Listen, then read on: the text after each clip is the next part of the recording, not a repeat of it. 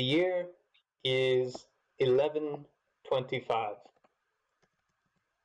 The king of Abrogar is dead. He was slain by a rebel force that had risen up in defiance of his previous rulership and were incensed with his behavior and how he had led the kingdom in many people's eyes to ruin. The kingdom of Abrogar had fallen much in that time, its land swallowed up by Valento to the east. It is here where we begin our story, in the kingdom of Valento, at the four cities of Erehon. This city is in many ways four put into one, with four towers overlooking it on the northwest, northeast, southwest, and southeast directions, spiraling up and looming over the city center below. Kept warm by a roaring fire in one of the harbor taverns of the four cities is our group. They sit together, brought together by chance, fate, and a mutual need for a good drink. The night is cold and blustery, and as they drink their troubles away, thinking of their mutual misgivings with the world, a stumbling figure barges in. With a loud crack, the door opens. Some figure, draped in a heavy robe, strides into the dark brown wood of the tavern, stumbling about, finally making their way to sit at the table that our six heroes are placed at. He speaks in a gruff voice and puts something forward in front of all of you, a small box. He says, "You six, I've got not much time left. Keep this safe till morning." And you can see from beneath his robes he's clutching his side. He says, "My saviors, what is the name of my saviors?"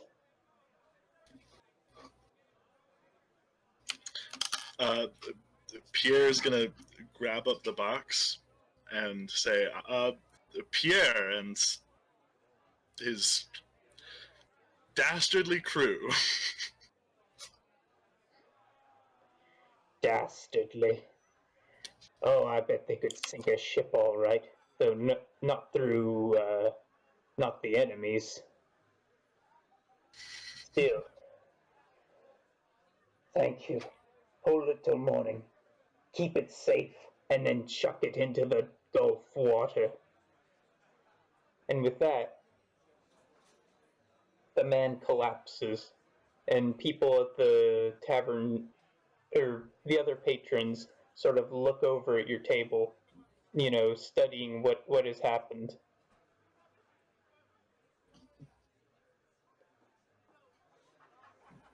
Well, that's one way to start a night. Mhm. Can I go over to him and confirm if he's dead? That he's dead? Yeah, What? sure. How do you check? For a pulse? Yes.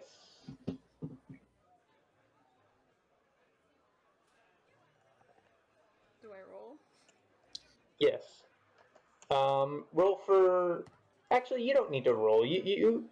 This is something someone with your sort of skill set could tell innate. You sort of put a finger on his pulse, and you can tell that there's not much there, and that you can sort of see at his side, the stump of what had been an arrow shaft in his side. Outside, you can sort of see torchlight pass by, and the sound of clomping hooves and shouting as people are searching for this gentleman. Quick, hide the box. Pierre tucks the box deeper into his satchel. Mm-hmm. Box, shouldn't we hide the body? This is a seedy enough establishment. They see their fair share of bodies. What do you say about my establishment? You make the finest brew in all the 4 cities, Jonathan. Hmm. Okay, so you can hear a knock on the tavern door.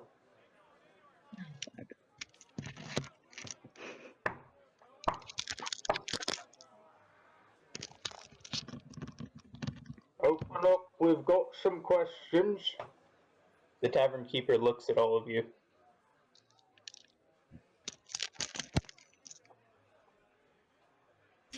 It's never a good idea to keep the city guard waiting. Well, what about the body? What are you all going to do with that? I mean, we didn't do anything to him. He came in like this. Very well.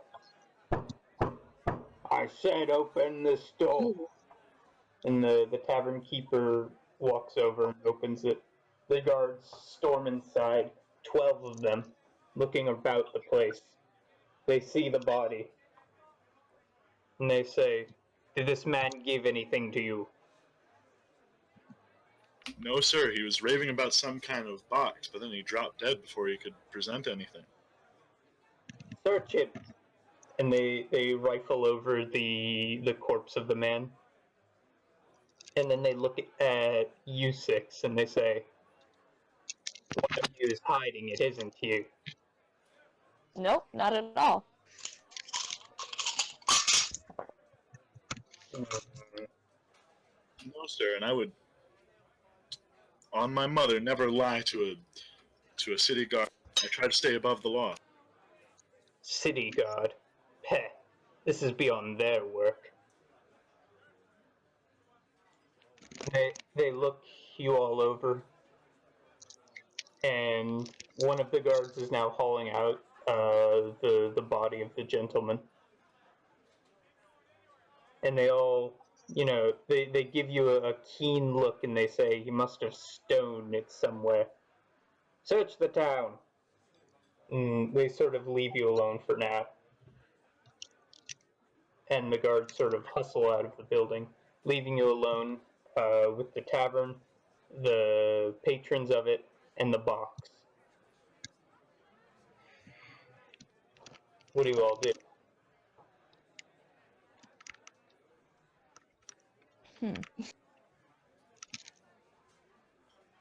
Well, I mean, we have to know what's in the box, right?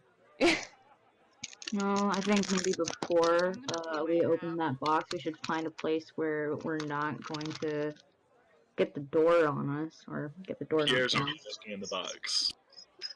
Here's what? down. Say that one more time, please. Pierre's already looking in the box. He's already looking in the box. The box is still like in his satchel, but he's like taking a peek, like under the table. So you open it. Yeah. Inside, there's only one piece of paper. That's it. A piece of paper and a seal. I'm gonna open the piece of paper. Okay. In it, written in the common, is a note that says the location and the name of the last prince of Abrogar who went into hiding. Oh damn. Oh. I'm gonna close the box again and stow that away. Okay. Do you share this information, or do you just keep it to yourself, Pierre? I'm gonna keep it to myself. Gonna keep it to yourself. Okay.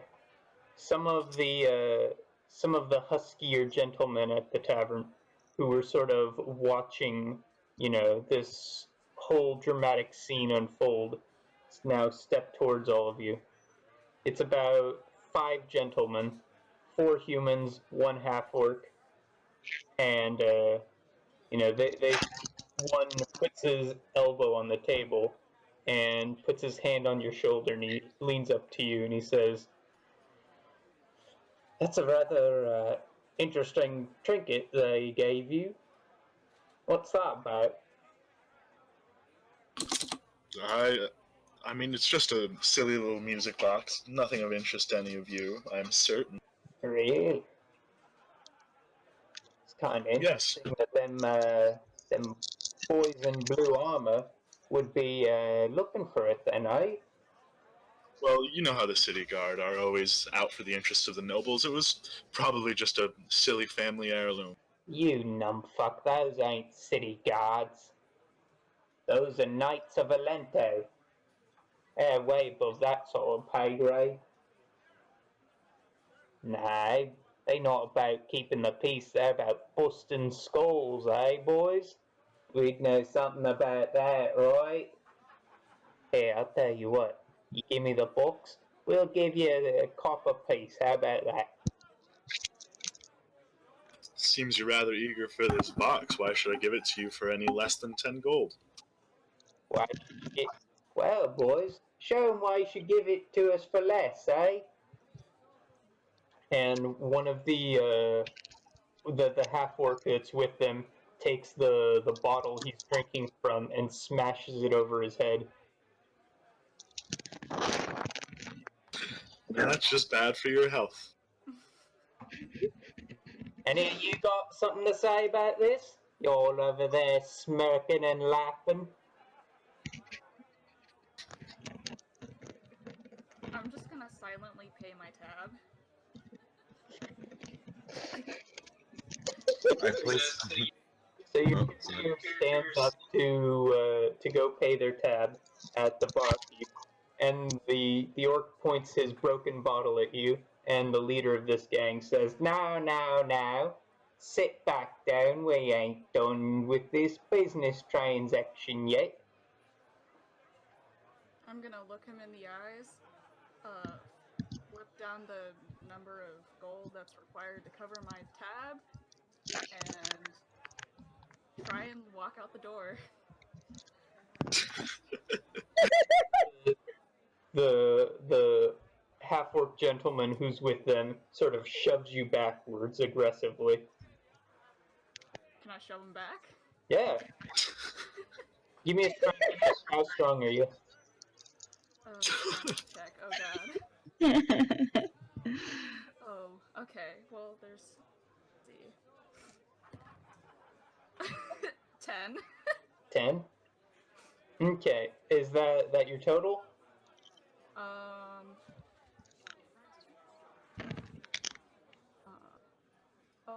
Plus 2, so 12.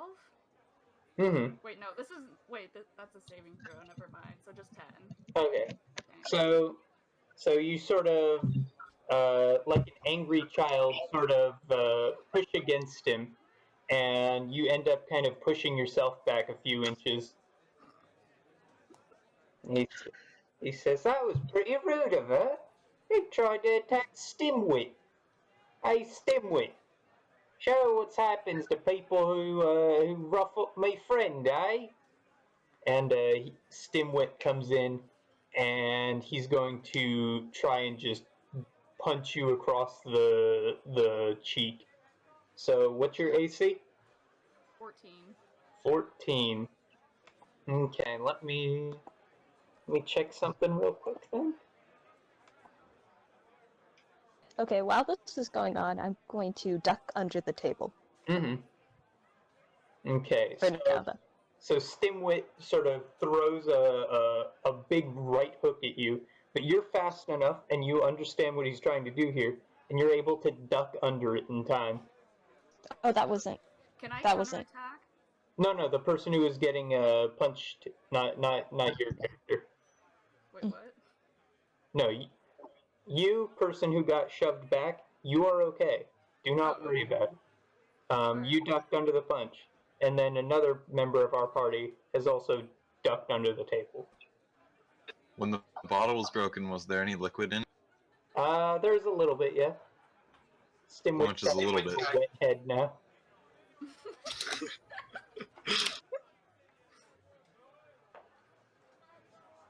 Wet head. Yeah. What about it? You got something to say about his wet head? In front of my best friend here? I would never. I'll take that box and give you a black eye for that. No, I thought I would just clean it off, and I used shape water to move it onto the floor in between us. Stimwit sort of gives you a strange look. And the leader of this bunch now sort of makes a grab at Pierre for the box. He says, "Give me that. Come on." I'm gonna Okay, smack can I- his hand.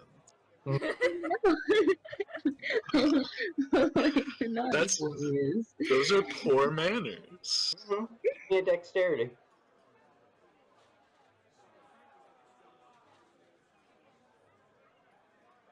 What's the dexterity? 17. 17? Okay, so now you two are engaged in sort of a very childish slap fight, where it's like, give me that kind of thing.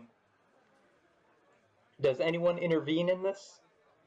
Can I see the bag from where I'm at, or how visible is the bag from under the table? The bag. Which bag? Oh, Or one the piece. box? The bag the box is in. Okay. Yeah. Yeah, you can see Pierre's bag. Sort of. Is it on your shoulder or is it sitting on the bench next to you, Pierre? It's on the ground. It's on Like the at- ground. Like I'm in a chair. It's on the ground next to my feet. He reached down and I slapped his. Got it. But obviously my attention's not on it anymore because my attention's on his Mm-hmm. greedy little hands. Got it. So Katar then can sort of make a grab for it if they want to. Yeah. Does I assume that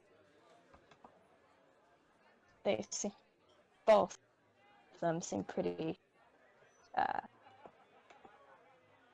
preoccupied with each other. So I'm not going to try to take the bag, but I'm going to try to take the box and put it in my own bag. Mm-hmm. So you're gonna swipe the box?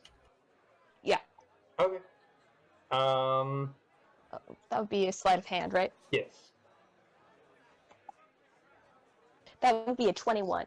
Holy shit. Okay, so while this little slap fight is going on, the box gets swiped, and both Pierre and the gentleman are none the wiser. Sick. I'm just gonna quietly try and leave the bar. Leave the bar. All right, I'm out. Okay. So, yeah, I'm going to try to get back to my seat without seeming suspicious. Mm. Okay, so you make your way back to your seat, and again, Yes. nobody is none the wiser. You sort of begin walking out of the bar, and whose character is this again? This is Apollo? Apollo. Okay, so Apollo begins walking out of the bar, and Stimwit, who still sort of has a vendetta, right, sort of grabs you by the back of your shirt collar, and give me a dexterity save. Alright. So this is a saving throw, yes? Yes. Okay, fuck.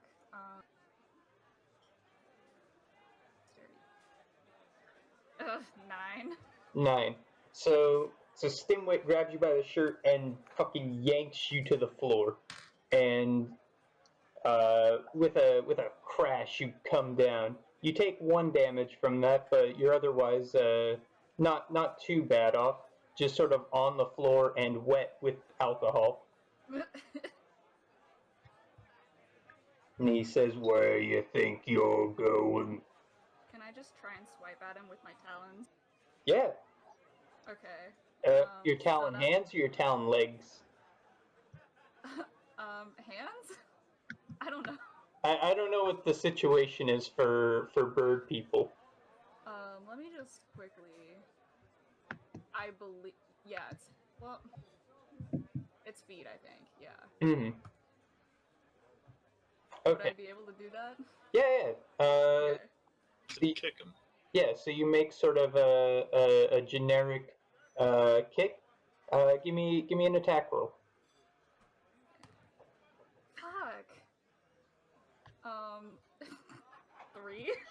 3. So you sort of just sweep harmlessly at him, and he seems to be wearing some sort of heavy boot. So when you make those kicks, they just sort of deflect somewhat harmlessly off of him. The barkeep's been watching this whole thing unfold and just sort of backing off a bit. And that's when it happens. Is this whole thing's been escalating. One of Stimwit's men, a fellow with an eye patch on, grabs Pierre also by the back of his shirt and tries to yank him to the floor. So Pierre, give me a dexterity save for this.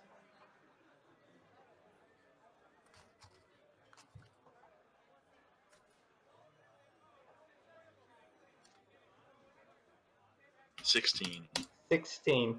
So you sort of manage to brace yourself as you fall to the ground and are able to even quickly clamber back up. So now you're standing up facing this eye patch gentleman who just sort of yanked you all to the floor. And right now there is no turn order, so feel free, if I'm gonna punch him on his blind side. do it. What's that? I'm gonna punch him on his blind side. On his blind side? Yeah. Yeah. All right, give me a melee attack, and you get a +2 for punching where he's weak. Sick. Does this mean I could cast Shape Water twice in a row? You could cast Shape Water is a cantrip, yes? Yes. Then yeah, you can cast it as much as you want. Oh, great. I'm gonna knock over all of the liquid in the bar and freeze the floor. Just add some fun, spicing it up. Do fists have finesse? Can I use dexterity for them, or is that just strength?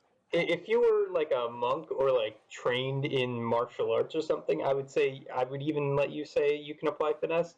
But no, not in this case. You're not Right. someone who's gotten in That's fair. enough of those kind of fights. Yeah. So 13 to hit. Okay. So yeah, you sock him right up the cheek side. And how badly are we hurting him here?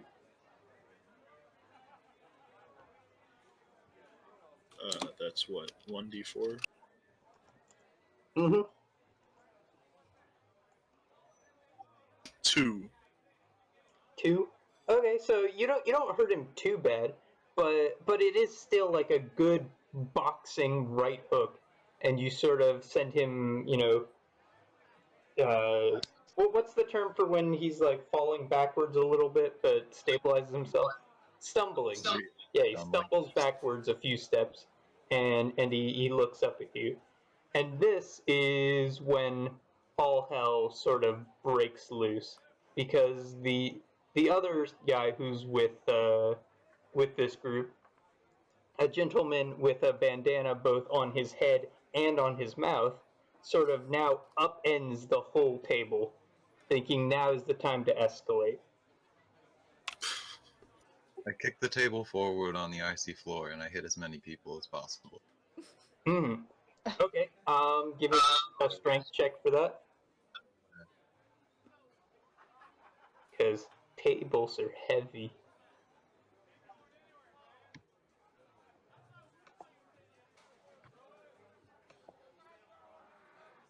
Okay. 8. 8. All right. You definitely you push the table over, but it doesn't really hit anyone. It just sort of clatters down, not minding anyone too much. Ah. So that's okay.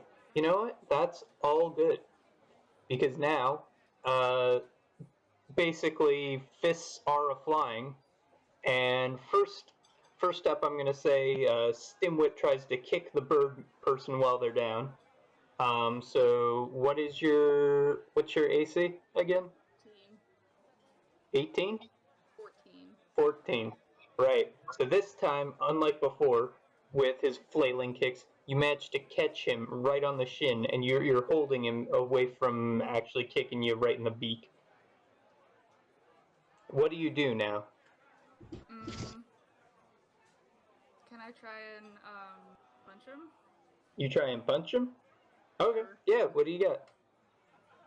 Let's see. The more creative and the more interesting your approach for fighting these guys is, the more like reward you get for it. So I fully encourage a crazy punch on the floor. 10. 10? Alright. You make a swing at him. You punch him right in the calf. It's a strange place to punch, and he's sort of like saying like, get off, and he's shaking his leg while you're sort of bird punching him. And the fellow you punched, Pierre, now goes from just sort of punching you to saying, all right, that's how you want to get gutted like a fish. And he pulls out a little dirk and he's coming at you, sort of swishing the knife about as someone with no knife safety training or knowledge would do. Oh, that's rude. He makes a swing at you. What's your AC? 14. 14? Okay. You are a trained pirate, though. Knife fights are something you've been in before. So you managed to catch his wrist. Now what? I'm gonna pull out my rapier. You're gonna pull out your rapier. With your other hand, you pull out your rapier. It's a long, slender blade. What do you do with it? I'm gonna stab the shit out of him. You're gonna stab the shit out of this man who you have at total mercy. Completely, right. yes. Yeah. All right. What's your attack roll?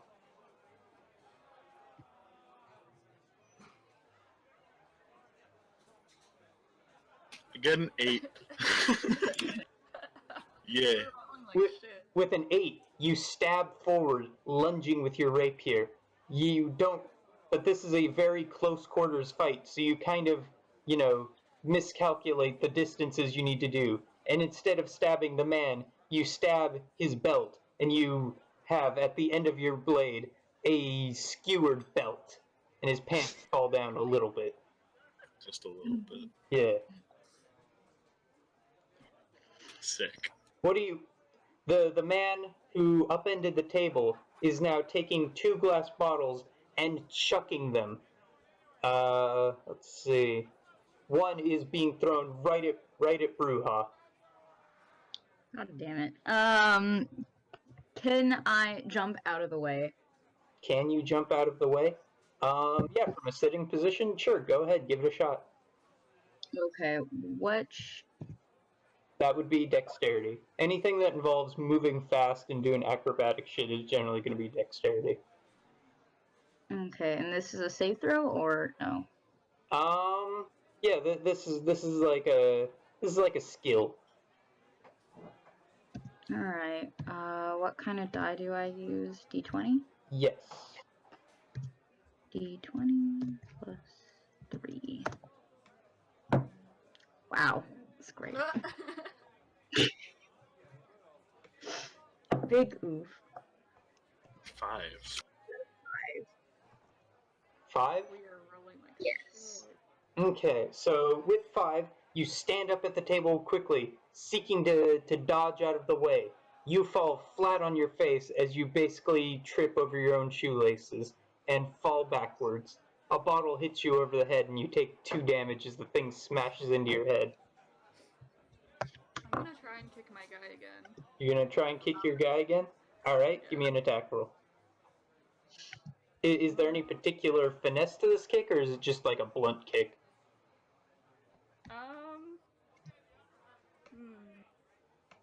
I don't know. I guess it's just gonna be a regular old kick. Okay, Just try and get loose. fair enough. Natural 20. Natural 20? You've watched a Bruce Lee movie once or twice. You do a sweeping kick and you kick him out from under. Stimwit falls to the floor and with a big crash knocks his head against one of the chairs and the man seems to be knocked out. The other 3 sort of take notice of this and they're sort of in their current fights they sort of back off a bit. The man who initiated all of this saying like, "Hey, what are you doing? All I asked for was that damn box." And then, right as he says box, the city guard, unlike the knights who came in before, burst in, about 20 of them in total. And they all are sort of shouting and shields are clattering, and they saying like, break up the fight! Break up the fight! What do you all do?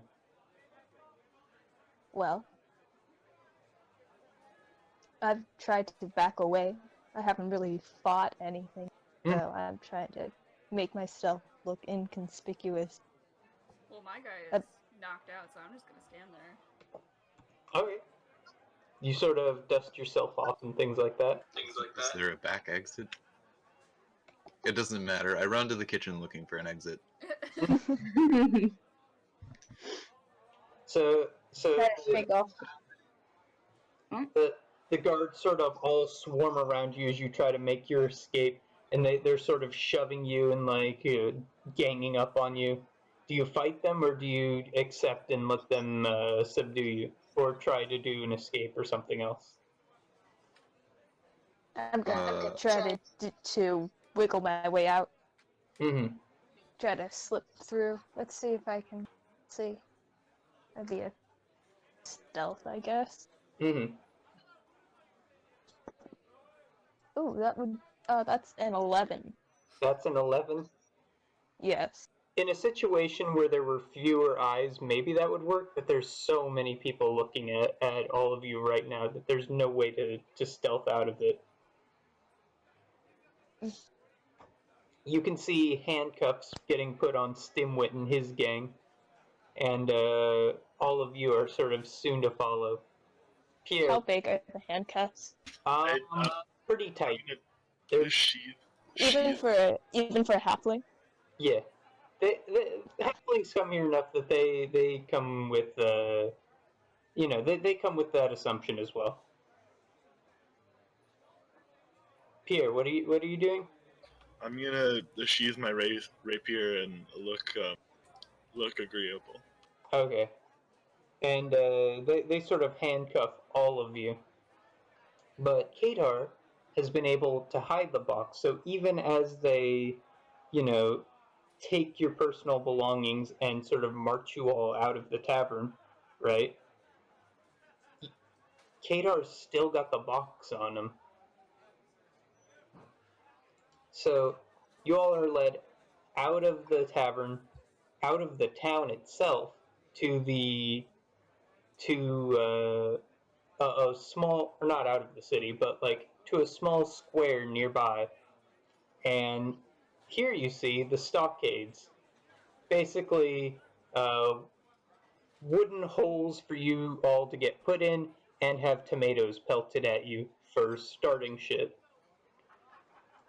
So they bring you up to it and they put all of you inside of the stockades, except for Katar, who is too small to fit in these stockades. So instead, there's sort of a wooden post with a cage hanging from it that Katar gets put in.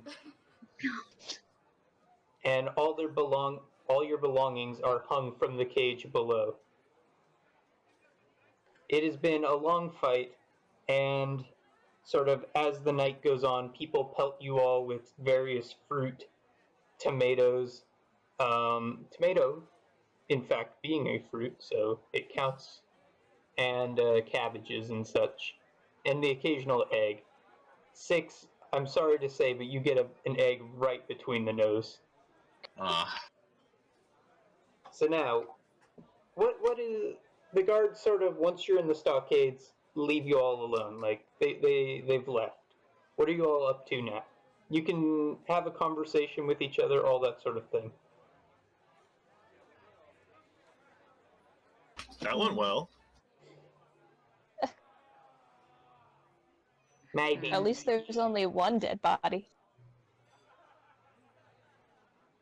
I suppose. one dead body, nobody died, you dingus. Stimwit's just fine, ain't you, Stimwit? Nobody cares about you, Stimwit. You're at the beginning. Hey, I think Stimwit's a stand-up fella. Stimwit smiles at you. His smile, like, sort of stained with rotten tomato that's been thrown at him.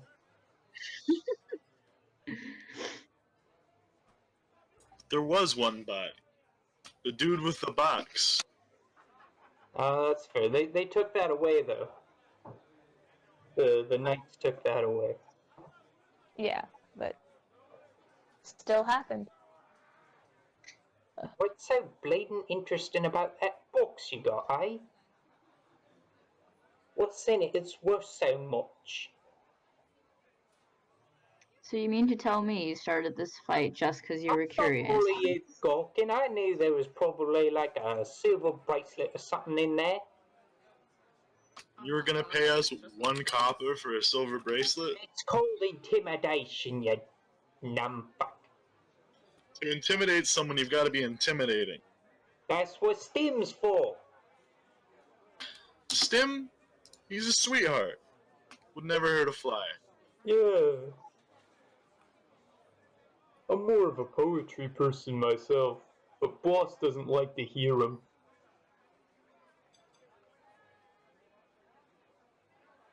I think you should let your poetry shine. They're gonna keep us in here for a week. You got no way of getting out?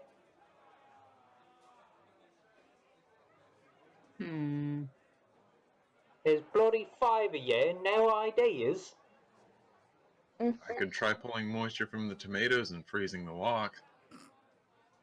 Say, now that's a plan. Not a good one, terrible one, frankly, but it's a plan, alright?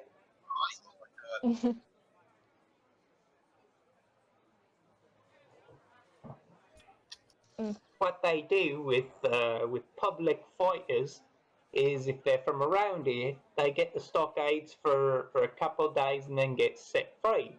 But all you ain't from round here, are you?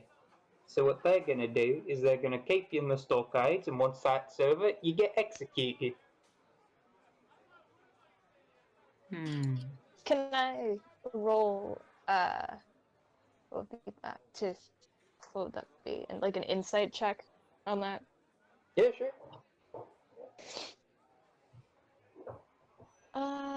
That's a 6. That's a 6. Yeah, you don't know much about the laws around here.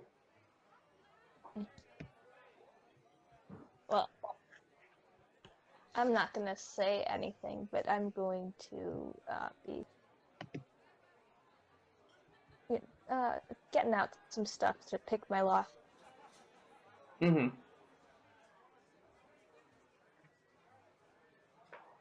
And I'm gonna try to pull my hand through the cuff, the stockade hole by popping my thumb. Let me just ask around real first, since you've all sort of been here for a few hours. Like what do y'all make of this situation? Like Apollo, what's going on in your head? I mean, I'm not super happy about the situation. I'd rather free myself, but I don't really have the means of doing so, and I've kind of accepted that. What about What would we even do if we got out? Where would we go? Oh, it's better than getting executed.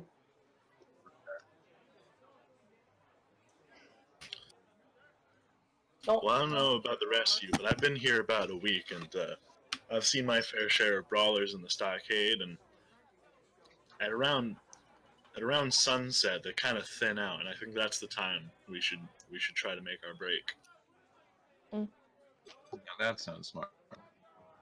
Yeah. All right. Okay, so you all are waiting till sunset.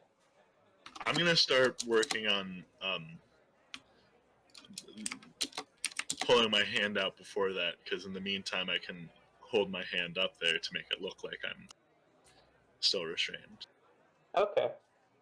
So you begin working on that then for a couple hours, and yeah, give me a sleight of hand.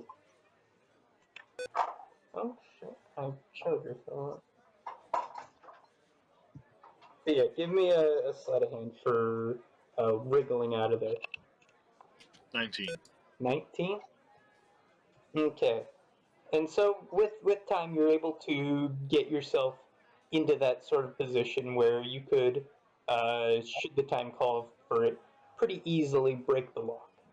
So you're in good place. You're in a good place. Are our possessions nearby? Yeah, they're hanging from the cage that All of them? halflings in. Yeah, all Okay. like off of a little hook. It's like imagine like a light post, like a street light. Yeah. And then you've got like about a foot of chain. You've got Katar in their cage, and then about another 2 feet of chain, and then there's all your belongings. Katar, you have been lucky not to get pelted too much. Yeah. By the way, it's Qatar, not Qatar. Okay.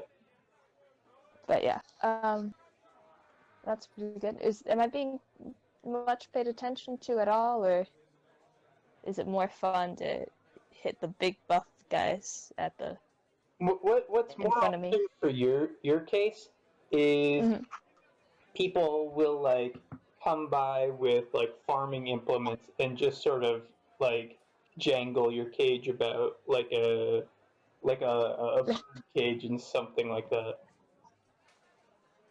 Fine. Yeah, Feels fun easy. It's not easy being small.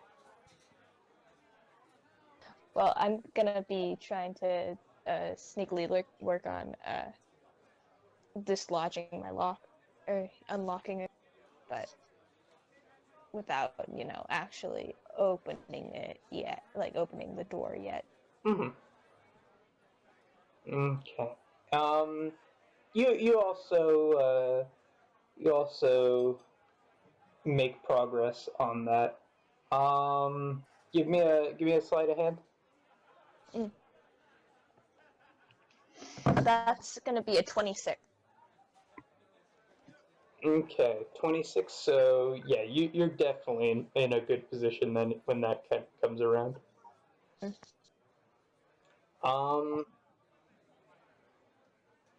and while the you're all doing that, the guy who started the fight with you is sort of making banter with all of you, like, all right, so old bite, what are y'all even doing in the fours?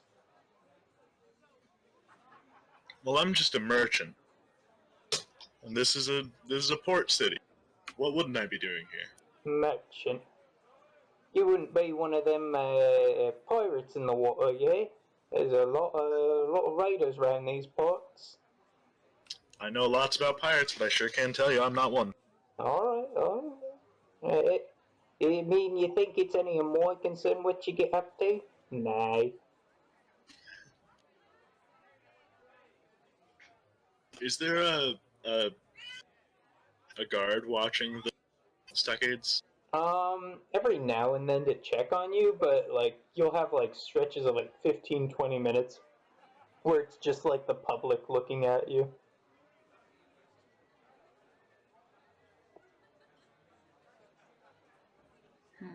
Alright. So are the stockades like bolted down? Yes, not very well, but they are. And so, Could I try and free the stockades like from the ground? Just like wiggle? Yeah, you can definitely make an attempt at that.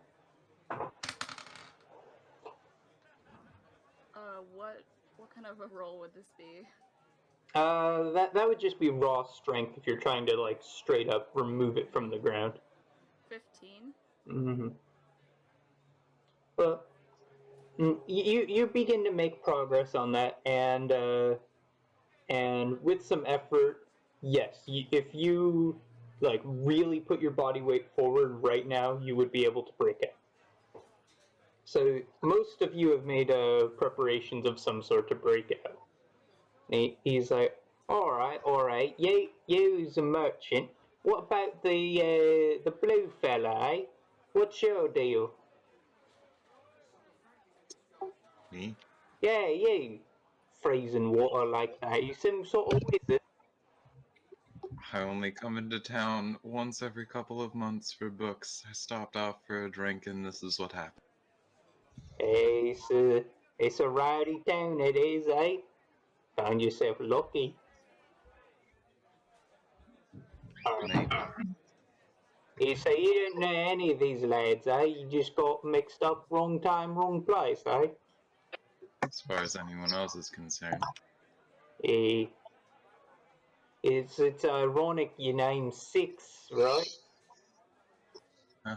I overheard your name's Six, right?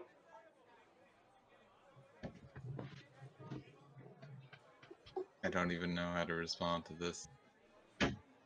Well, is it or is it not? I heard rumors about a Six.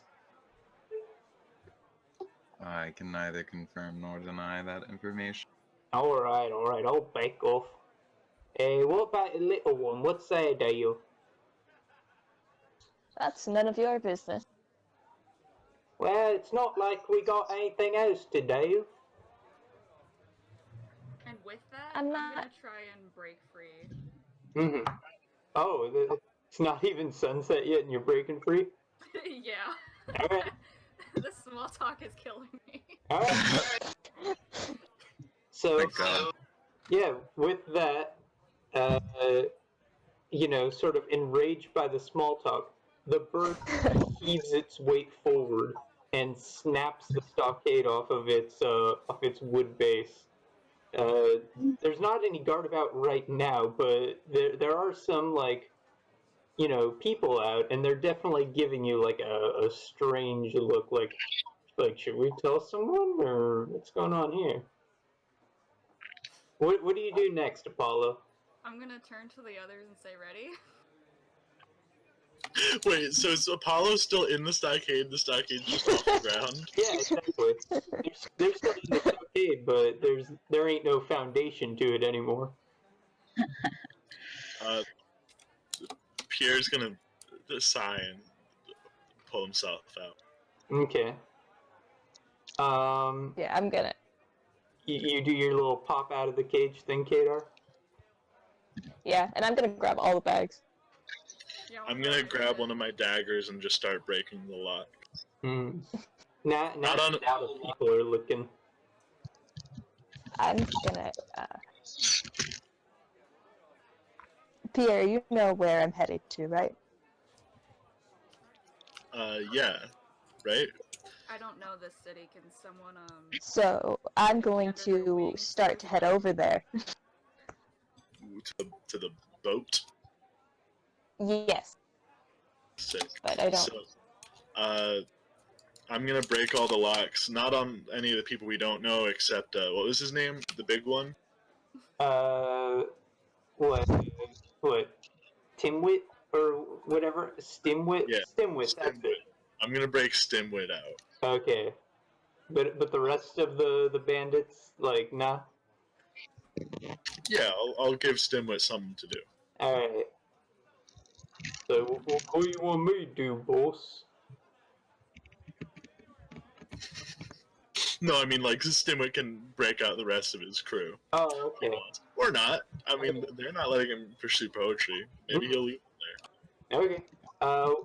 Anna, what are you doing in this? Anna and Six, both of you, what are you up to? A little help someone, maybe? there. Yeah, I broke everyone's locks that was at that table. Okay. And, Anna, what do you do with your newfound freedom? Because you've been very quiet. I'm just sitting back and observing. Mm-hmm. I want to grab my stuff. Mm-hmm. I grabbed all the stuff already. Oh, So, can you pass mine over? yeah, there's this I'm gone. That's like I'm gone already. with all the stuff. Oh, I see. Okay, so I'm going to chase after the halfling. I'm gonna take to the air and do so as well. Oh, you can fly? Yes, I can fly. Oh wow, I did not. I thought you were a land-bound bird, huh? Nope, I have Penguin. functioning wings. Huh. All right, cool. So, yeah, your friend's flying, and finally, like, some guards are starting to come over. Like, hey, wait a minute, you're not supposed to be out yet. Wait, get back. I'm gonna slip into the crowd. Hmm. I'm just gonna be like dodging and weaving, baby. Hmm. So all of you are running towards the docks then, yes? Yeah. Okay, so Sounds right. so you all burst into a run. Pierre sort of lagging a little bit behind as he tries to make it seem like he's not too conspicuous. As one guard, Yeah. then two, then three, then 5, 10, 20 are chasing after all of you. As there's sort of a small mob. Sort of I'm gonna take an alternative route. An alternative route? Okay. Yeah, because, I mean, most of them don't know where they're going. They're just chasing the halfling. I know where the halfling's going. Like, go around. Okay, you're taking like a more efficient route? Yeah. Okay. So, after some chasing, Kadar, you've arrived at the docks with a crew of people you've also busted out following closely behind you. Yeah, I run into the ship. Mm. So Pierre, or not Pierre, Kadar runs up the gangplank. What do the rest of you do? Six, Anna, and Apollo, who's flying above. I'm just gonna land in the what's that part called? The like What, the crow's like nest? yeah, the crow's nest. Ironic. Sure, okay. Okay, so you make a swift landing in the crow's nest, right? And Anna and Six, what are you doing? I mean, I guess I follow onto the ship. Don't have much of a choice. Oh my god, I've been using the wrong microphone this whole time. Let me change that. Oops. Okay, that should definitely sound a lot better. Oopsie daisy. Well, mistakes happen. We'll fix it in post. So yes, you are all on the ship now. Pierre, what are you doing? I mean, I got to the ship first. Okay, you got there first. You were the one who rolled out the gangplank for them to get on. Yeah. Alright, now that you're all on the ship, what do you do? I'm gonna lift up the gangplank and untie shit. How big is this ship? Well, like how many masts does it have? It's like a sloop. Do you know what a sloop is? Yeah, two-master? Yeah, small-ish. Okay, so yeah, this is a relatively small ship. It's a little overcrowded right now with all these people, but... Is this your pirate ship? Did you come here alone, Pierre, or like with only a few other people? Very, very small crew. Okay, but you do have a crew, yes? Yeah. Okay, so... And this, I believe my caravan's on board too. Yeah, it's a very crowded sloop right now. Okay, so like in an emergency, you all push off, right? And sort of begin, ave anchoring away. And because you're sort of what you all were put in for was just public brawling, it's not enough to warrant a full on, ship Boat chase. chase. Yeah. So all of the guards sort of realize this and just sort of throw their spears down in anger or shouting insults at you. A couple of them picks up some loose stones and toss them at your ship, but can't do much more than that. Pierre blows kisses. And so now you all are on a ship in the bay of the four cities. Well, first off, Pierre, describe your ship to us. I'm gonna send an image. Okay, but remember that that I can't put that image up right now. So just like a short something. I mean, it's just a small it's a small sloop. It's not really meant for large crowds, which is now on it. It's got a single mast. It's a 23 meter long. Not the mast isn't 23 meters. The ship is 23 meters long.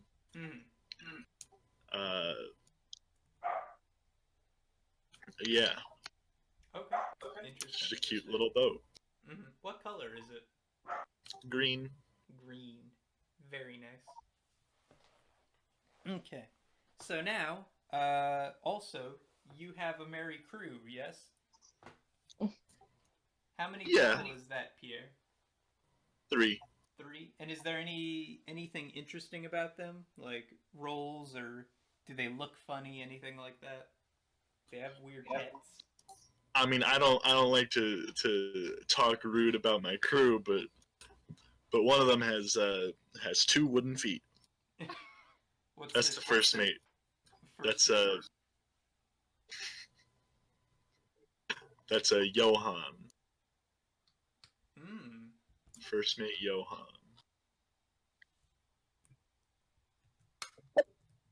Okay. Anything else? Nah, the other 2 are just low pay sailors that I picked up that work for a cut of any deals or any cargoes I steal. Booty you plunder. Any booty I plunder. And Qatar, what about you? You have a caravan, right? Yes, yeah. How many strong is that?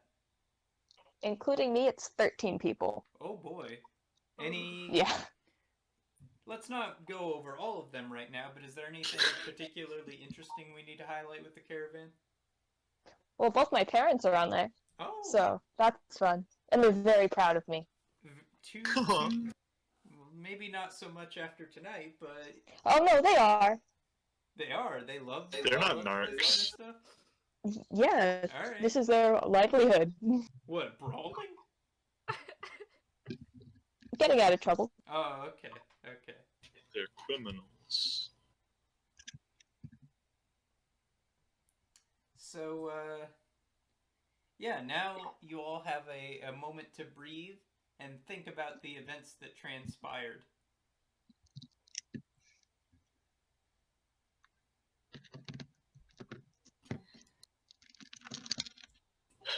How are you all doing? Pierre's a little upset. Can't show his face in the 4 cities for a while. He wasn't lying when he said the tavern had the best brew in the 4 cities. Mm-hmm. That's what he was really there for. At least for Pierre. Yeah. I'm gonna stay in the crow's nest. I'm gonna take out my hand drum and just start playing a little beat. Okay. Oh, I'm gonna go and get the box from below deck. The the one that was Yeah. given to you. Mm-hmm. The one that Qatar pocketed from me. Yeah. Okay. Do you make anything of this, or do you try to keep it low key? It's not low key. Everybody pretty much knows that I have it by now. So yeah, I handed it off. Okay, just so to let you guys know, I handed it off to another person who was already on the ship, who happened to be in the tavern with us, to take it back. So I assume that it's already been looked at. Interesting.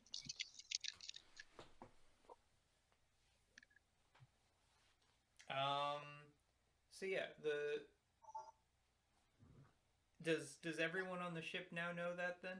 Is that like has the information that's on the note been shared around? Yeah, I think so. Now that we're in a reasonable place. Okay, so who breaks the news? Is it Katar or Pierre? Pierre. Okay. So Pierre, I've returned. how do you break the news of this information? Well, I mean, when we're all well out of danger into the harbor and beyond, I'm gonna. Well, actually, when Qatar fetches the box, I'm gonna have it opened and passed around so everyone can get the information. Mm-hmm. So we have one person more with us now. A person playing Kaneda, and Yep. one Kaneda. To ease you into this scene, can I say that you are part of Qatar's traveling band, as it were? Not like musical band, but just like group of people. Wait, isn't Qatar's traveling band like a specific organization type thing? Yeah. Not really. Oh, okay. I mean, kind of, but I was we gonna collect say, people. Kaneda could be a low-paid sailor. One of my two low-pay sailors. Okay. Kaneda, your call. Yeah, sure. For what? Kaneda, that does not provide any information. Yeah, sure. I'm sorry. I just got thrown back in. All right. It's all good. So it was me being part of the band, right? Mm-hmm. Or sailor, your choice. Um. I'll be part of the band. All right, awesome. Okay. So you all crowd around, and Pierre, how do you reveal this information? I'm just gonna pop open the box and unfold the note Mm-hmm. and pass it around. Okay. I think the name should be familiar to everybody. Mm-hmm.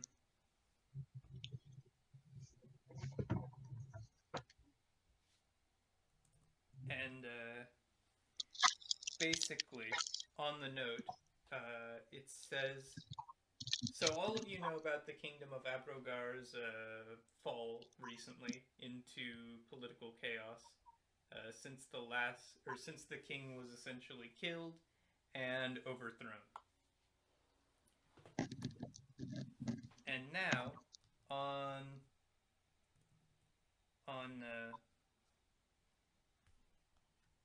sorry, I'm trying to come up with a name for this character real quick. Yeah, we'll go with this.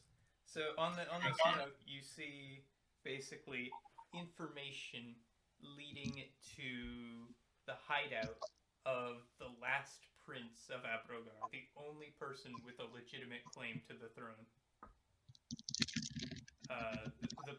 The crown prince Alessandro himself, who has, as it turns out, has been hiding, far to the north, out in the freezing isles of Galantia. and is now plotting his revenge, plotting to raise an army and fucking raise his own kingdom to the ground to restore order from the rebels who've taken it over. And many of you are either from Abrogar or, you know, have a vested interest in, you know, not seeing many people slaughtered. So, to all of you, this is probably quite shocking information. What do we know about the rebel groups? I mean, Six could probably tell you a little bit about that.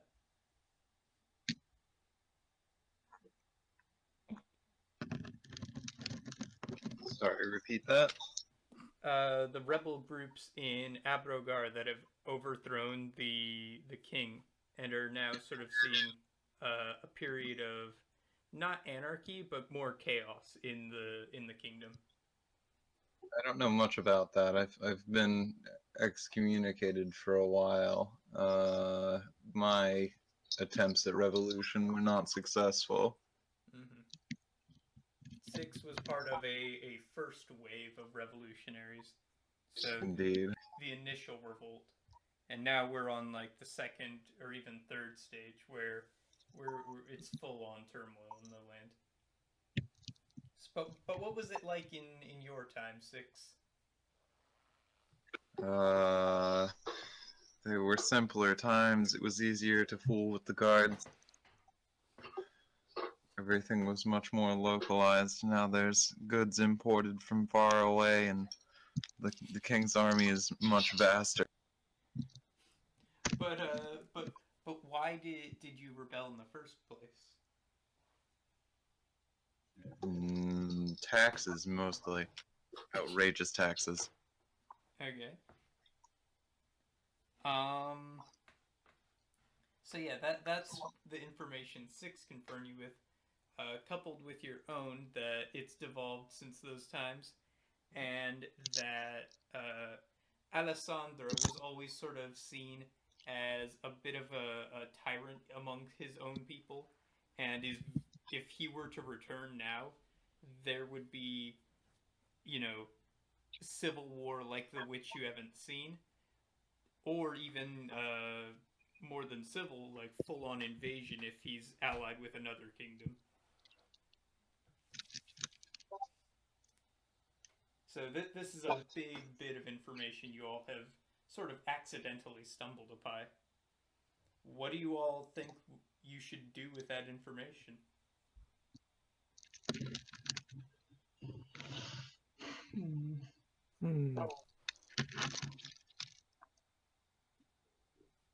Well, I've organized once. We could organize again.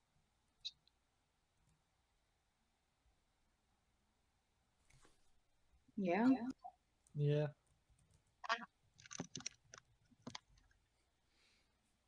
You all don't sound very excited about that. Are you all sort of unwilling revolutionaries, like sort of begrudging this new information? Yes. Am I down from Yes, the crow's yeah. nest? Am I here? Yeah, you're Yeah, here. tell us. You crawled I'm down just- from the crow's nest. Well, I mean, I'm not really too happy about the prospects of innocent people dying. Yeah. It's not very fun.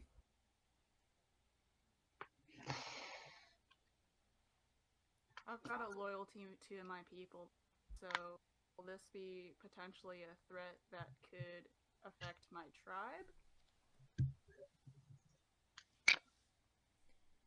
And sort of you've hit a quiet moment on the ship's deck, where you all have a moment to catch your breath, and a bird lands on one of the wooden railings on the side, and you can see it has a little note tied to its leg. I'm gonna untie it. Read the note. Can I eat the bird? No. I would Why advise not? you don't. Carrier pigeons are expensive. So Why y'all waste money on carrier pigeons? it's a note from a man by the name of Sir Victoro of the Knights of Valento, the knights who were the first to come by earlier when there was that whole situation you all were in. Right. And on it, it says that I know of the information of which you have. The guards may not be following you, but I will be doing whatever I can to prevent you from informing the rebels of this. Do not think you get to sleep or relax. I am coming for you. Signed, Sir Valento. Not Sir Valento, Sir Victoro. Sir Victoro. Yeah. Sir Victoro. Yeah. So I guess we know who the crowned prince's ally.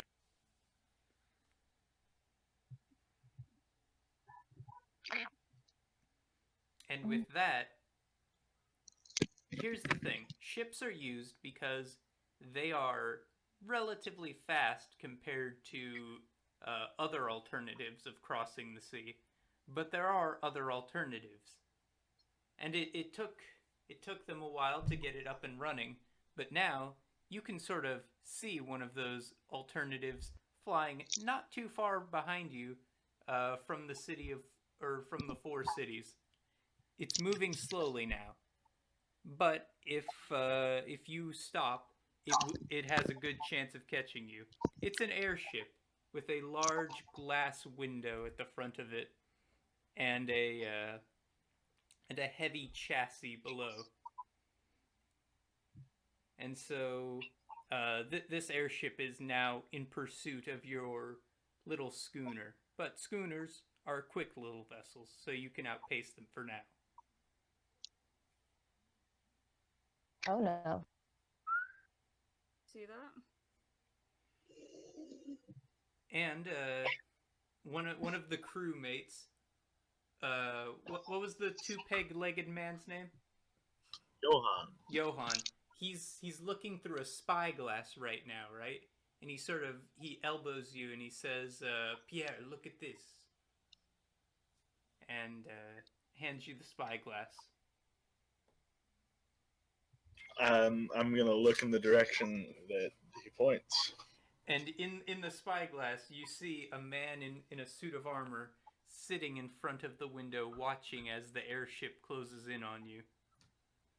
He is tall, handsome, with pale white skin and black as night hair that goes very, very far down, almost down to his hips. And you can see that is probably Sir Victoro leading this charge. Well, I guess I'm stuck with you guys. We're the best people to be stuck with. Well, I guess that means we can't lay anchor for a while.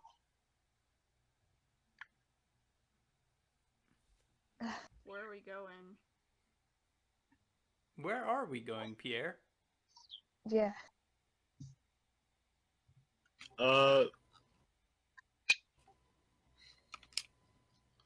I figure they won't follow us if we go far enough north.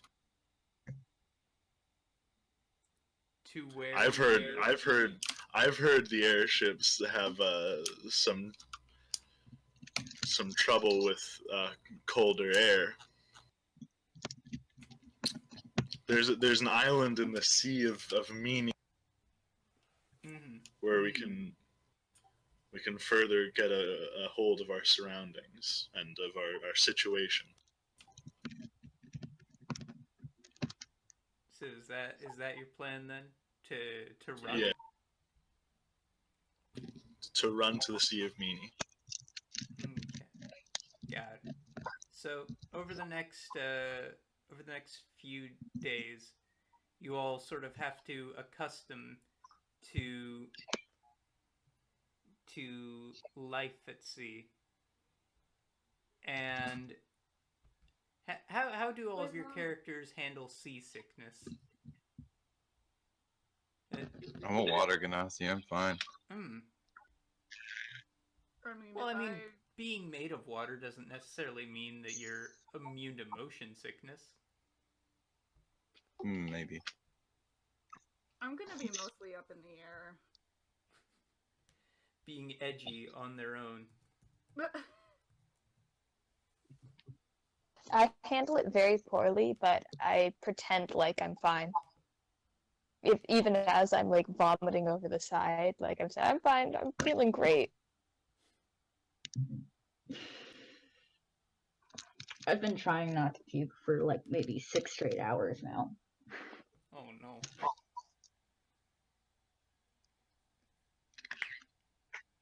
And yourself?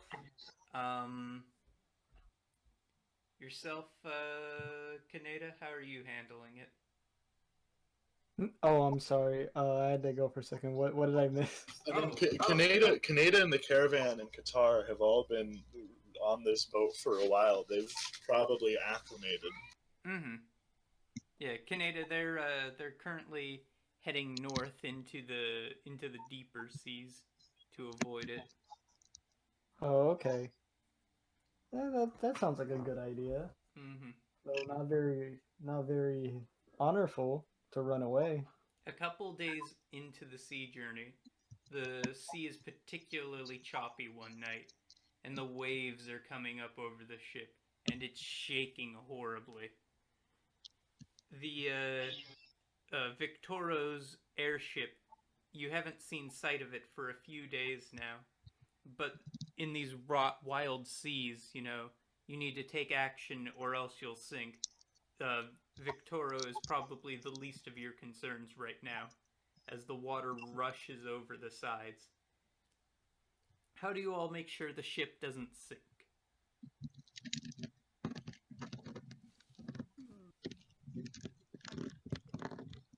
I guess I'll just use a bucket and sort of just Just bail water out? yeah. Okay. I mean, I can bail 30 cubic feet of water in a second, I guess. Hey, look for a sap or something like that on the ship, something thick and that'll set fast so I can plug the holes. There aren't holes. My ship doesn't have holes in it. Then why is it sinking? Not sinking. It's fine. Just a little water on the deck. But Pierre and the crew are going to go in full action. Normally there's only 2 of them doing anything at a time because, shifts. But right now they're all hands on deck, maneuvering the ships into the waves and trying to keep the boat from tipping and killing everyone on board. Fair enough. That's a respectable goal, honestly. I respect that. Okay, so you all batten down hatches and sort of are bailing out water aggressively as the sea sort of throws you about like a chew toy. And you all thought for a while, okay, we're gonna be okay, we're gonna be okay.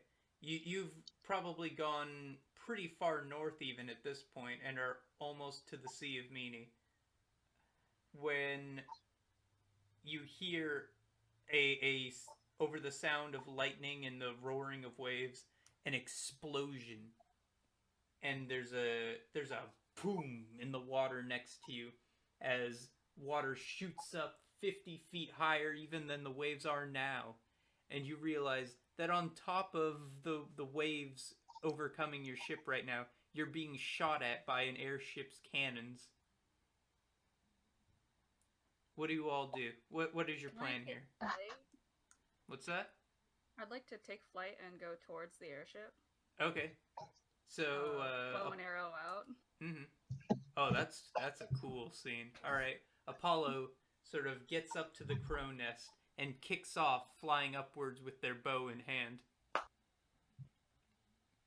And Apollo, as you break through the cloud layer, you see sort of in the middle of the gray clouds this very hulking airship about the size of a castle. What do you do? Can I see anyone, like, is there anyone on deck operating the ship? Yeah. You can see that giant glass window. You can see like a full crew behind it, like operating. Oh, it's behind a glass window. Mm-hmm. What it is it's got like a glass window, and then it's got like a metal shell basically behind that, and then you have like propellers at the very, very back, and there's like a little bit of like a few outbuildings below it. Can I try and, shatter the glass with an arrow?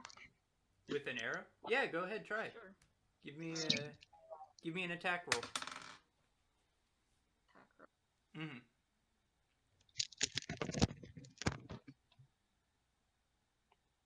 28. 28. So you actually, you take one of your arrows and you sling it back while being pushed about. And in an amazing display of aerial archery, you shoot an arrow deep into the glass window of this ship, sort of cracking it as your arrow embeds itself in there. And you can see people who were, up until this point, sort of minding their own business, suddenly very much take notice of you.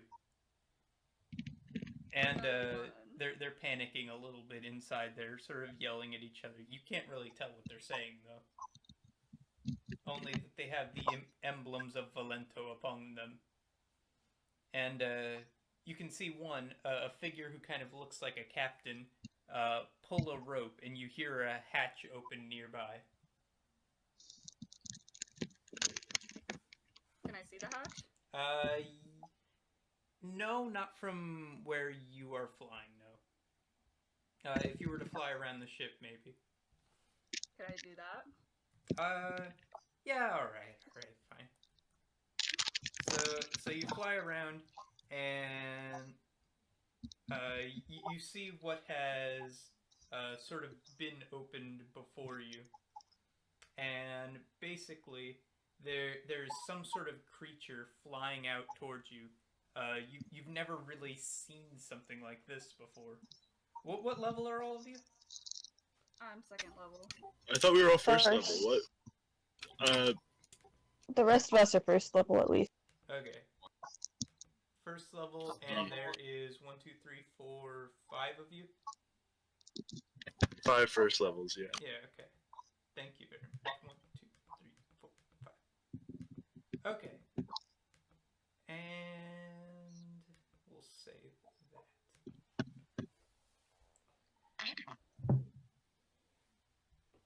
So you see, like, these two scrangly looking, like, small dragons flying towards you as that have been let loose from their hatch, and they're biting at you.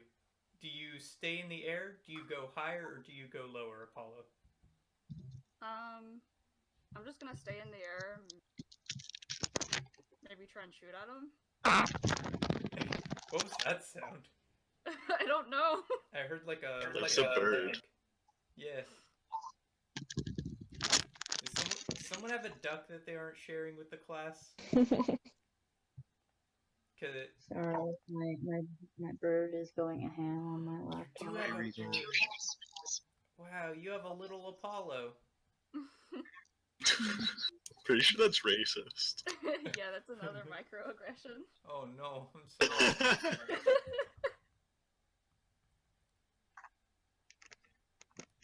But yeah,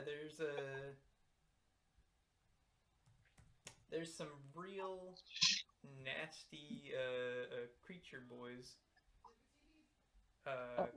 coming at you. Here, give me 1 second to get the information on them, because I did not have it at ready. There it is. Okay.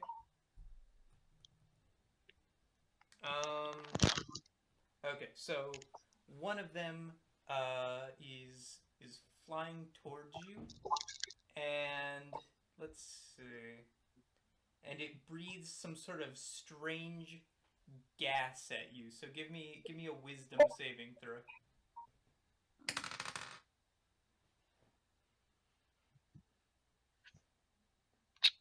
Saving 11. An 11. You just barely fail as you inhale this weird gas that the creature has breathed on you. All right, roll a six-sided dice. Okay. Mm. 5. 5. So you don't move. Like you feel like sort of paralyzed, which wouldn't be it'd be bad if you were on the ground, but since you are in the air, is very, very, very bad. And everyone on the schooner sort of watches as you begin to plummet from the sky. What do you all do on the ship as you witness this? How far is it from the ship? What, Apollo? Yeah, like where they're like gonna fall. 200, 300 feet up in the air. But from where are they falling? Are they to? over the water, or are they over They're the over the ship. The ship? Because they flew Oh. straight up.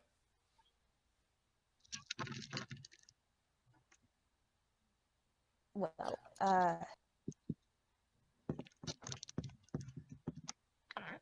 Thanks, guys.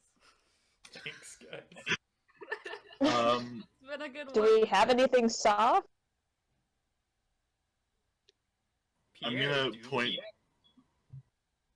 we? Nothing soft enough to break that fall. I'm gonna point to 6 and tell them to bring water up to meet them as they fall. You can only move water 5 feet. God. I'm gonna fucking die.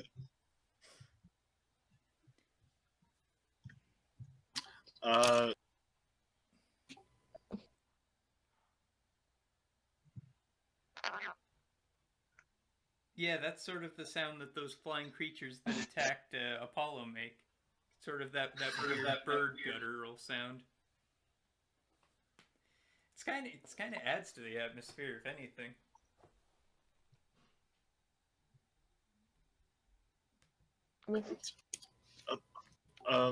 The 200 feet isn't a lot of time to really prepare anything. Well, this is action movie time. You have more time than you may think. Okay, so I'm gonna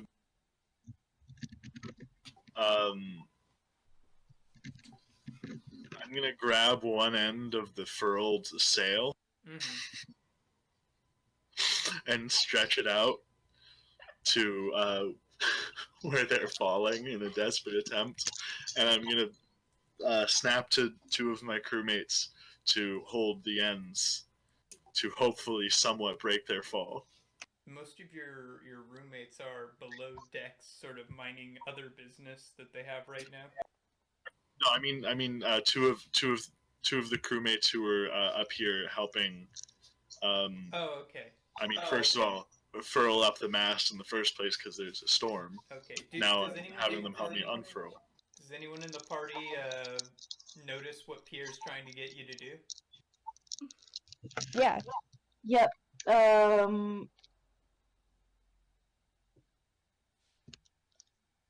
forgot what specifically you grabbed. The sail. I'm pulling the sail out and telling people to grab ends of the sail to help.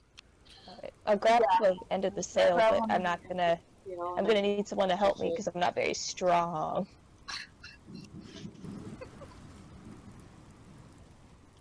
Okay. So you all pull out the sail, right?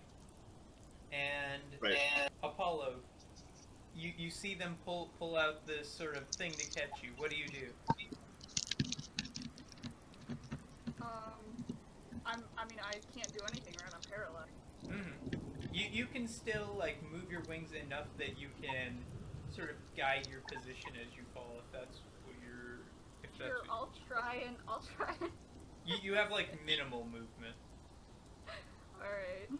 You can also make a DC check to try and break out of the paralysis you found yourself in. Can I break out of the paralysis or try? Yeah, make a roll for it. Wisdom. Natural 20. Natural 20.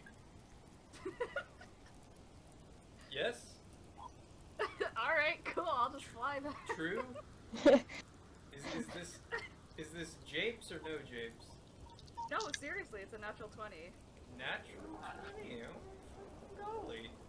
So, right as you're about to hit the water with a deafening smack, or hit the deck with a deafening smack, all three of you who had stretched out the sail sort of get like pushed back as she like at the last moment whooshes her wings upwards and sort of stabilizes herself.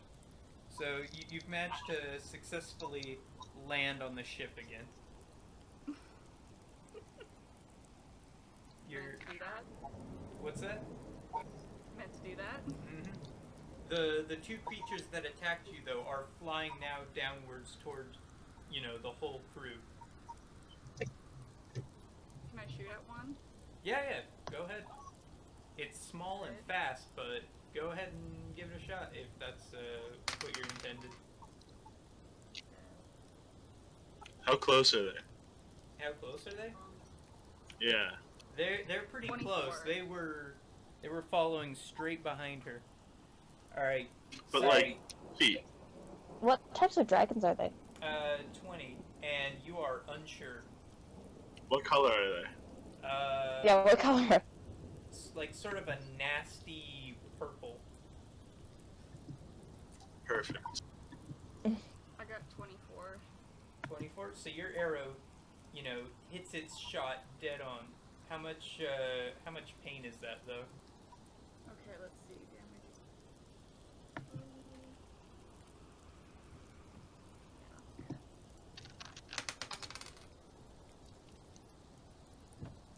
5. 5?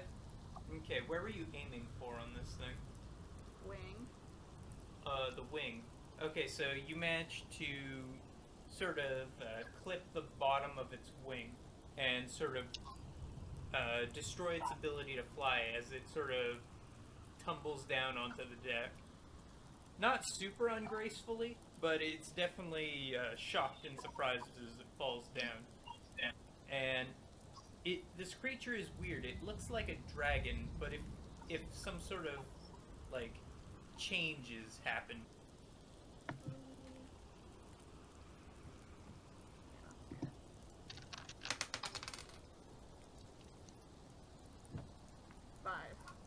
Five?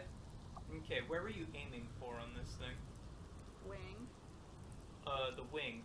Okay, so you managed to sort of clip the bottom of its wing and sort of destroy its ability to fly as it sort of tumbles down onto the deck. Not super ungracefully, but it's definitely shocked and surprised as it falls down. And this creature is weird. It looks like a dragon, but if some sort of like changes happen.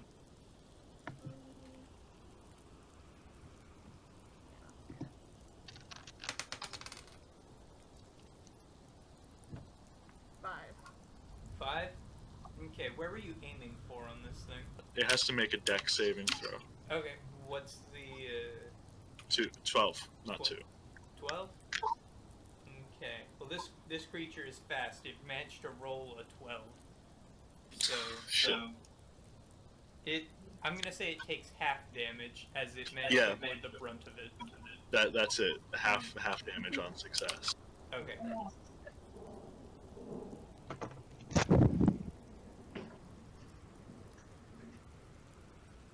How much damage is it though? Half of 8, 4. Half of 8. Fire damage. Is this a magic attack or is this just regular? It's a breath weapon. It's because I'm a dragonborn, Mm. so it's the same as a dragon Okay. breathing. Got it. So that's not considered a magic attack then. So yeah, this creature you scorch, but it also scorches you back with its own breath weapon. Give me a wisdom saving throw. As more of this noxious gas is sprayed into your face.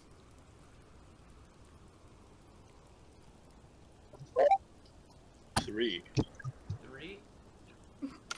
That's your save? Yep. Okay, so you basically lose all motor function. Give me a 6-sided dice. 2. Okay, so you move in a random direction. Let's say give me an 8-sided dice. I want to determine what direction that is. 3. 3? Okay, so you topple eastward and sort of nearly fall overboard, and are sort of like loosely limp, halfway overboard right now. I try to grab. Yeah, Qatar, what is your action this turn? I'm gonna try to keep Pierre from falling overboard. Okay, so you run over to Pierre, and what do you do? How do you do it? I grab him and pull him back onto the ship. Okay, but how do you grab? With your hands? With a sword? What? With my hands. Okay. Okay, give me a raw strength check then. Okay. Or actually, give me a raw constitution check, because this is this is how bulky you are, Okay. Oh, that's a nat 20. Okay, so you see this happening. You're like, oh shit, and you run over, grab him before he falls off, and just sort of yank him back onto the deck, and he's sort of flat on the ground now. Not safe, but definitely not falling off the ship anytime soon.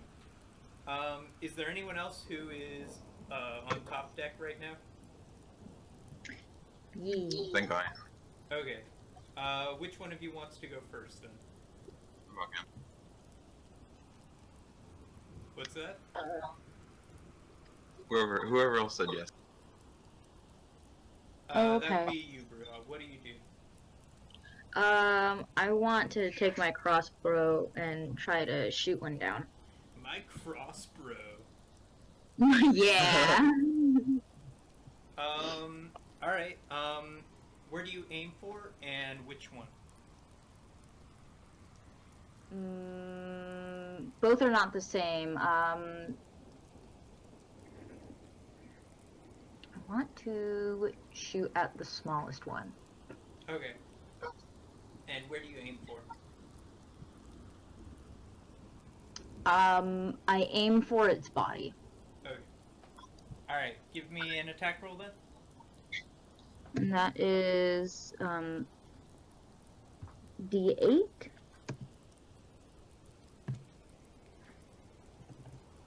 20. Okay. To determine if it hits first. And that is...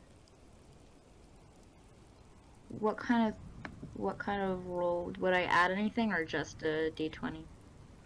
Just a d20. And any attack bonus you get. So since it's a crossbow, your dexterity modifier.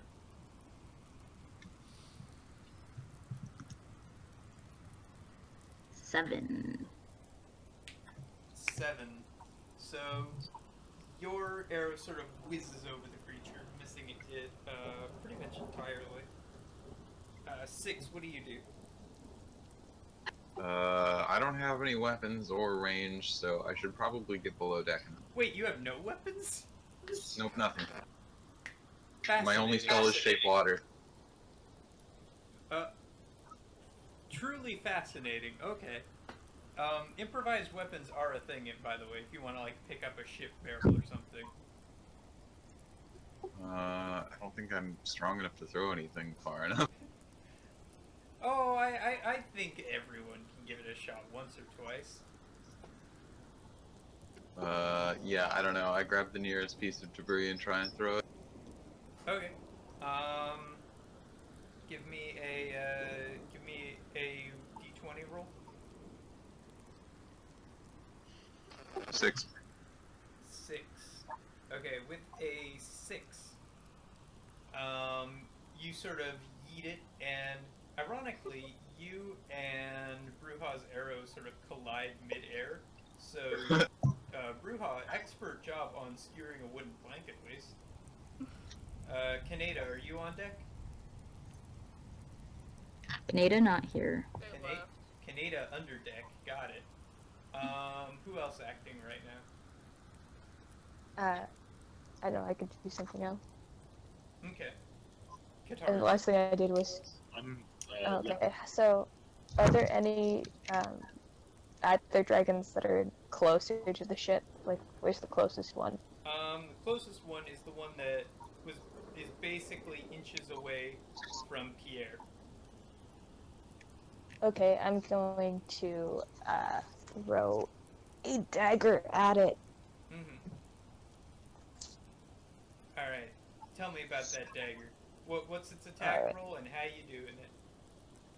Okay, well, I'm aiming for just the entirety of the dragon, just as long as it hits it. Okay, just got it. Yeah. So that'll be a 16 to hit. Mm-hmm. 16.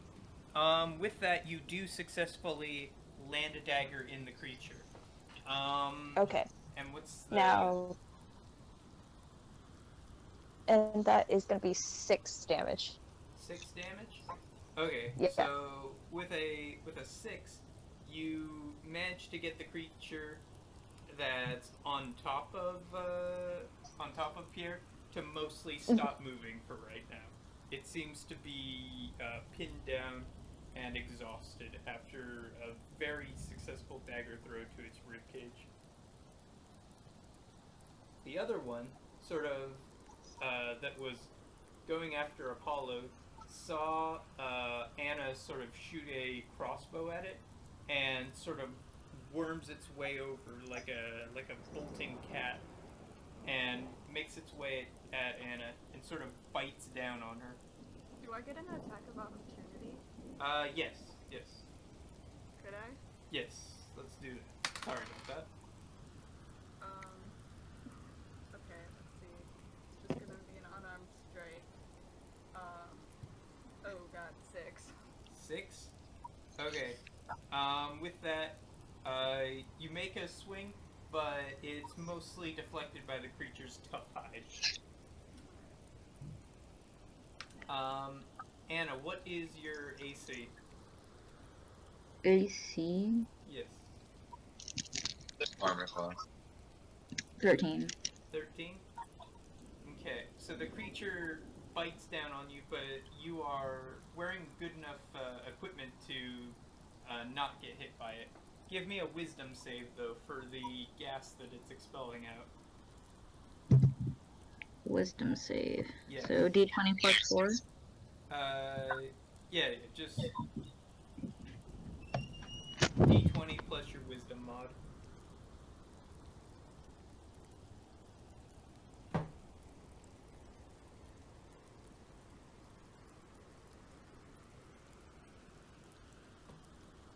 How are you looking?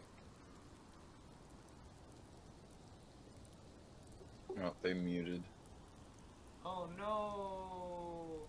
Probably someone came in to talk to them. Oh, okay. Sorry. Okay. How are you looking, Anna? We'll find out in just a second. I got 21. 21? Okay, so you, unlike everyone else, breathe this gas in, but you don't go all wobbly. You manage to steady yourself and stay focused on what's at hand. You know, not getting all giggly. Apollo, now what do you do? So the only dragon thing that's left is the one that can't fly, right? Yes. I just sort of like come up to it and sort of grapple it? Yeah. Yeah, go on ahead. Wrestle that pig. See, so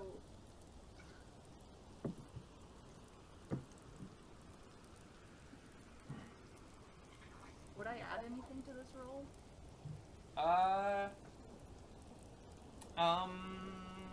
Yeah, give me your strength modifier added to it. Which is a 0, so 11. Excellent, excellent. Well, you're definitely on top of the creature, riding it like a fucking bronco right now.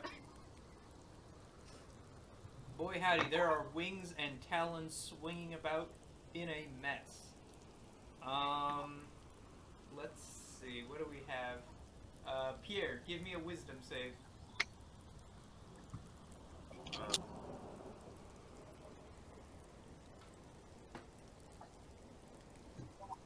19. 19? Okay, so you take a moment, breathe in, and with getting thrown onto the deck, you kind of got knocked back into your senses, and you're up and at 'em again. You will not be peeing yourself this round. Hell yeah. Well, that's what happens when you lose all muscle control. That's true. All right, Pierre keeps a very empty bladder for this exact situation. Strategic bladder emptiness, got it. Pierre, what do you do? The one that was right on top of me is dead now, right? Yes. I'm gonna shoot the other one with a bow and arrow. Okay, so you take out a bow. Keep in mind that Apollo is on top of the creature. I'm gonna do it anyway. Okay, you're gonna do it anyways. I respect that. All right, what's the attack roll? Huh? What's Oh, I forgot the one. Yeah. Hey, wait, you rolled a 18. No, 23. 23? Okay. So, Apollo, you feel an arrow thunk right below you, just barely missing your hand, as an arrow thunks into the dragon creature on top of you. What's your damage, Pierre? 4. 4? Okay, so you also managed to fell a dragon creature. And yeah, I know it's echoing through My bad. Six's one. It's all good. So you with that, both of the creatures are down, and you have a second to breathe, all of you. Okay. Apollo, I'm gonna try to get my dagger back. Apollo, you did almost get shot by Pierre just now.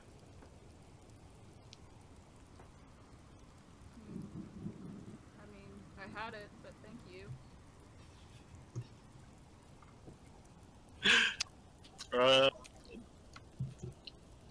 Now you really had it. And keep in mind, there is still a storm raging, and your ship is still being tossed about violently.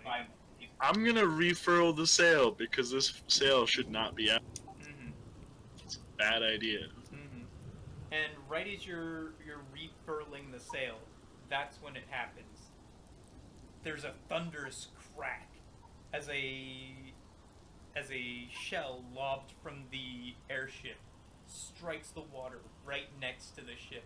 Not striking the ship itself, but it's still, the shockwave from it is enough to crack the ship in two and send it hurtling off into the darkness of the ocean. You all get flung about for what seems like forever, and you all go dark.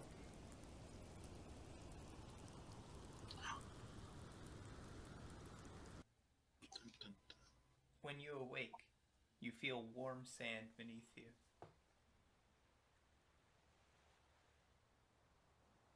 On a pebbly beach,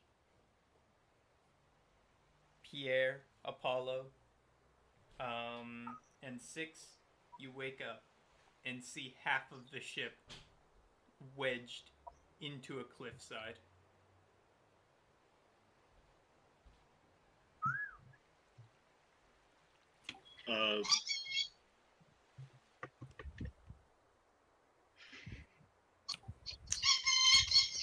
Pierre puts his head in his hands.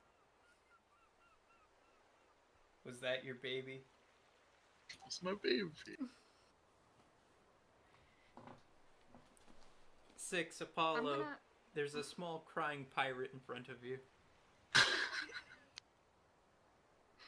Can I sort of look around and see if I see any of the others? You see the other 3 sort of dangling by their pant legs, also unconscious from the ship wedged in the cliffside. The other half of the ship, the part you were on, is sort of halfway sunk into the beach right now.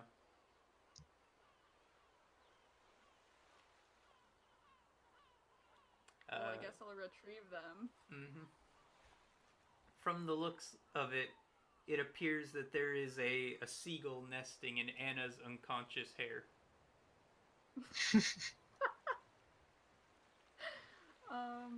What about everyone else, like my crew? Where's Schmitty and Johan? And Frank? Schmitty and Johan, a couple feet away, you hear the sound of a crackling bonfire, and Schmitty and Johan are doing a-okay with the rest of the caravan, sort of not drinking like joyously or anything, but are just sort of like huddled around the fire, like, oh geez, this is what we're going through now, kind of situation.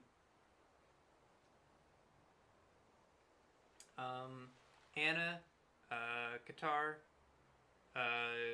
and Kaneda, who is also huddled around the campfire. Or so I guess Anna and Qatar. You two are woken up by Apollo, hanging several feet in the air. I thought I was done with hanging. It's kind of become a theme for the character, really. Do you need some help getting down? Yeah, but, do you know where we are? No.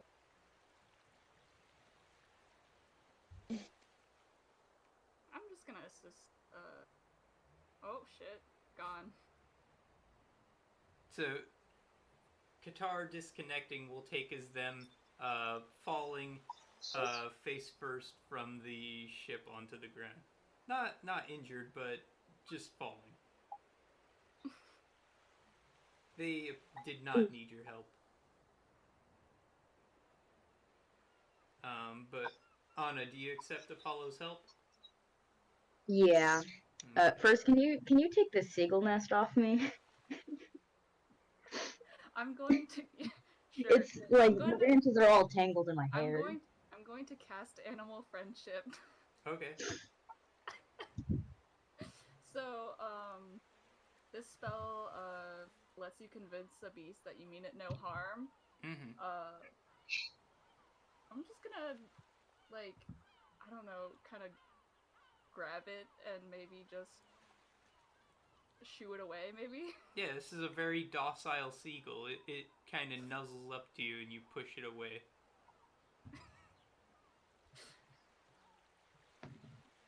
I'm just gonna grab.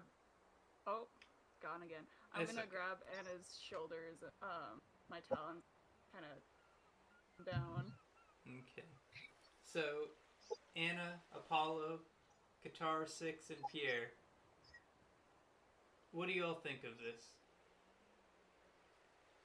Yikes. Well, looks like we need to build a new ship, perhaps. We need to figure out where we are. You do, anyways. All my beans.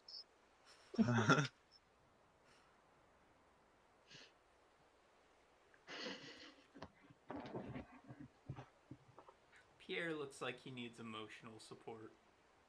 Yeah. Anna walks over to Pierre and puts their hand on his shoulder and says, I'm sorry for your loss. That ship meant a lot to you, by the looks of it. I'm just gonna sit down by the fire and start banging on my drums. Sort of a memorial song for the ship. I ask my tattoo kindly to sing a dirge. Okay. And how does that song sound? Sing it for us, Six. Please don't make me. No, you gotta. No. It's I the don't law. know any catchy dirges. You don't know any catchy dirges? I think that's a disease, a catchy dirge. A catchy dirge. Yeah. Like, y'all shouldn't be playing around. You'll get the catchy dirge. Yeah, be careful with the songs you request and how many songs you request of your tattoos. They will catch the catchy dirge. Mm-hmm. Man, that Elvis Presley, he caught a bad catchy dirge. He did. If you don't have it untreated, it starts to spread to all your other tattoos, and then pretty soon you won't stop singing and dancing. It's a horrific illness. Don't recommend it toward anyone. 0 out of 10. Don't wish it to anyone. Kind of cringe. So is the airship anywhere in sight? The airship is actually within sight, but it does not seem to be heading in your direction. It seems to be heading in a completely unrelated direction. Good news.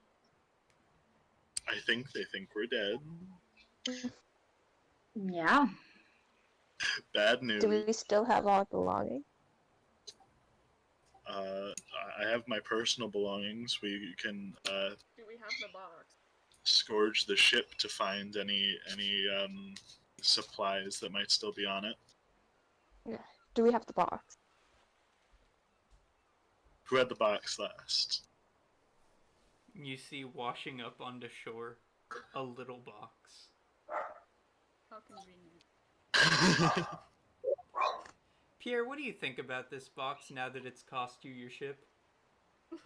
Not a big fan. Can't you just go buy a new one?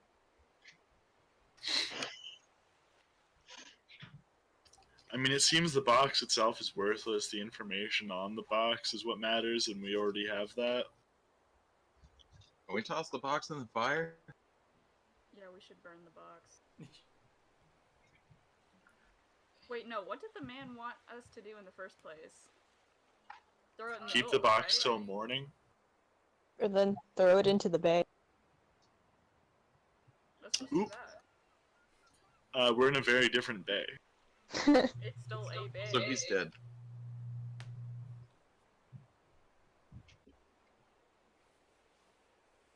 And we don't want anyone else getting this information, right?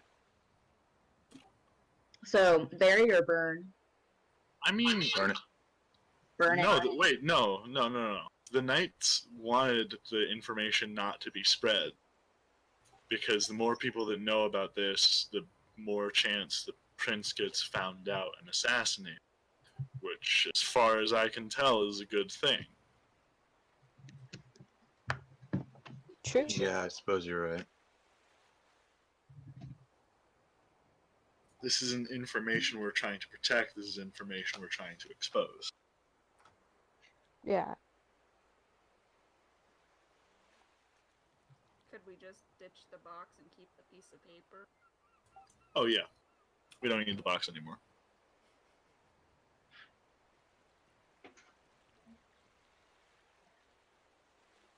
I'm gonna take the paper out and stow it and throw the box in the fire. Yay! So you all watch that bastard of a box burn in front of your very eyes. And suddenly, Anna, you feel a sensation in your tum-tum. Your tummy growls, and you're quite hungry and thirsty. I want to scope the land and see what kind of island, if we even are on an island. Oh. So, the kind of your island you're on is not exactly tropical, should we say? More, it's kind of like kind of like the Falkland Islands, or like the Shetlands, where it's kind of a colder island. So this island is very vertical beyond the beach, which is covered in rocky pebbles.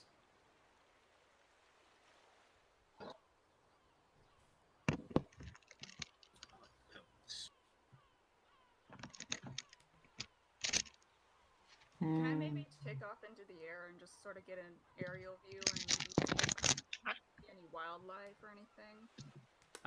Yeah, go on ahead and do that. So you take to the air and sort of looking around this small island. It's you notice something quite awful right away. One, there are no trees. Two, there is no fresh water. And three, it is, once you get up on the cliffs, basically a plateau of grass. I'm just gonna come back down. In ongoing tabletop RPG, I put a image of it, and once I'm editing the video, I'll put that image up. We need to get off this island. It has for us here.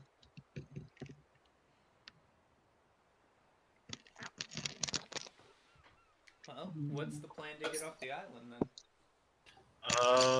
Our main source of transportation is kind of in two pieces. We don't have really the equipment or the wherewithal to build a ship, even if we had the trees to do.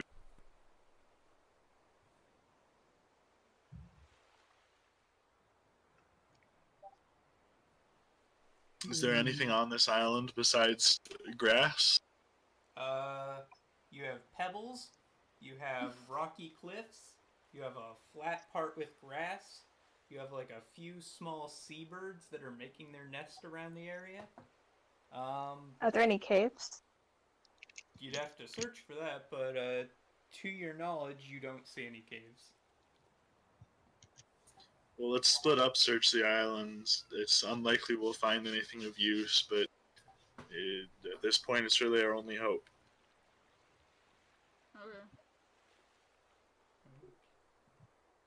Okay. Sounds good. I'm not about to sail back to civilization on a lifeboat. True. And with that, our party picks themselves up and dusts themselves off and begins searching the small island for signs of a cave or if there's really any means of escape at all. And then, do you want to leave the D&D session there for today? Yeah, I think that's Sure. good. Yeah. Hooray!